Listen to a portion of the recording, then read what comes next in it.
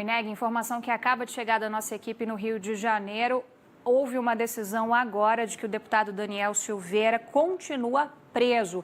Já já a gente vai movimentar a nossa equipe do Grupo Bandeirantes por lá para trazer mais informações. A informação principal é essa: a audiência continua, né? E a audiência de custódia, em que uma das possibilidades seria a conversão numa prisão preventiva, seria até mesmo a revogação dessa ordem de prisão que foi determinada pelo ministro Alexandre de Moraes. Mas já há essa informação, portanto, de que ele continua preso, ainda sem muitos detalhes, informações que a gente, claro, vai detalhando para você aqui ao longo da nossa programação, né? Isso, na prática, abre espaço para que a Câmara dos Deputados possa marcar uma sessão, afinal de contas estava dependendo ali do que acontecesse nessa audiência, né? Sem dúvida. Lembrando que, ainda que a Câmara confirme a prisão, e é o que se espera que vai acontecer, é o que se imagina que vai acontecer, ainda assim o Supremo Tribunal Federal, na verdade o Alexandre de Moraes, pode converter a prisão para alguma outra forma, alguma outra medida cautelar, que é uma possibilidade. O juiz que cuidou da audiência de custódia não iria, e ninguém esperava que ele fosse simplesmente fazer uma conversão, né, da decisão do Supremo Tribunal Federal. Agora, o ministro Marco Aurélio Mello, e aí seria conveniente que os ministros do Supremo tomassem mais cuidado com algumas declarações. Não cabe ao ministro do Supremo Tribunal Federal falar fora dos autos do tipo: se a Câmara não confirmar. Se a Câmara não confirmar, não confirmou. A Câmara é um poder que tem um presidente, o Senado é um poder que tem um presidente, os dois constituem o poder legislativo, e o Supremo Tribunal Federal não está acima do Congresso Nacional. O Supremo Tribunal Federal tomou as medidas que deveria tomar, ou que entendeu que deveria tomar contra esse deputado, e cabe agora à Câmara dos Deputados tomar as medidas que tem que tomar. Se a Câmara entender que ele deve ser solto, ele será solto.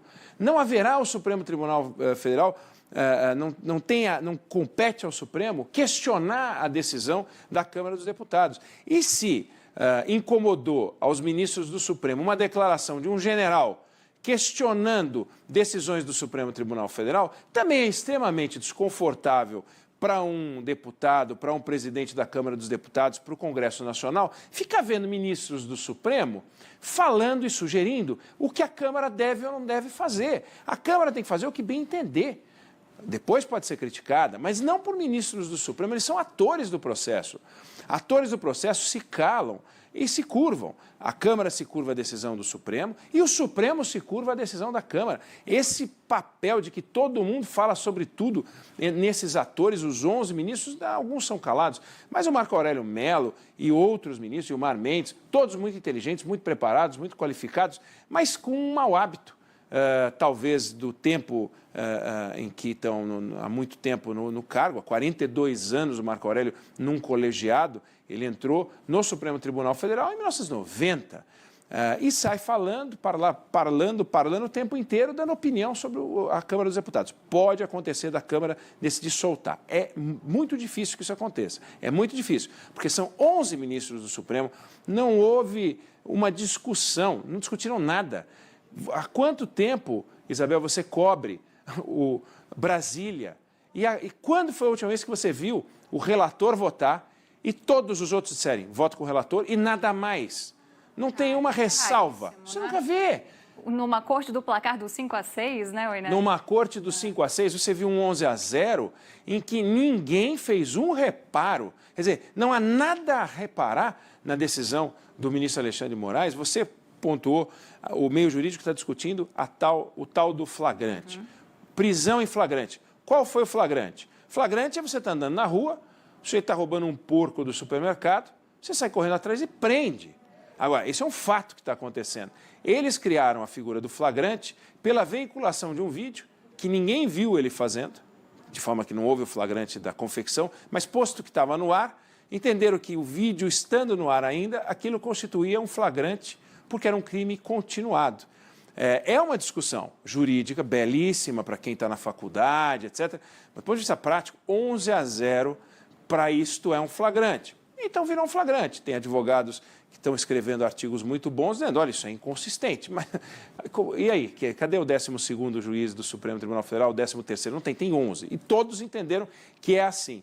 E assim será, é uma nova forma de ver, tem gente questionando, bela discussão, mas vamos acompanhar agora o que a Câmara vai fazer, para que a gente possa sair dessa agenda de quinta categoria desse Daniel Silveira, que é um personagem execrável, de comportamento execrável, de declarações indefensáveis, para a gente buscar ouvir os líderes que vão sim transformar o Brasil. Nós precisamos do auxílio emergencial? Precisamos. Nós precisamos de crescimento? Precisamos de renda?